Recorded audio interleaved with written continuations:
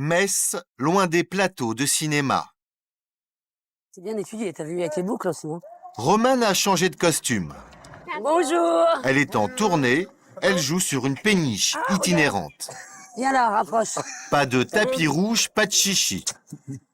Ce soir, c'est la dernière de son spectacle et c'est avis de tempête sur la région. Les éléments sont furieux. À la fin, ne fasse de cuillère.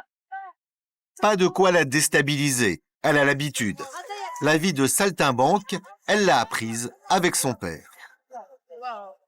J'ai vu mon père d'abord quand j'étais toute petite, il n'était pas du tout encore connu, pas du tout.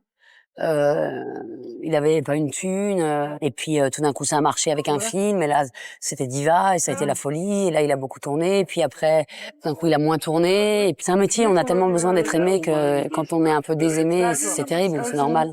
Je me disais toujours quand j'étais jeune, ne sois pas que actrice, il faut créer, il faut faire ses propres objets, et j'ai vachement pris ça de lui, c'est-à-dire que moi je suis assez sereine par rapport à ça parce que je fais du cinéma, mais je fais du théâtre, c'est vrai qu'il faut tenter de rester résistant et indépendant dans un sens, quoi. Bon, moi je rentre, hein.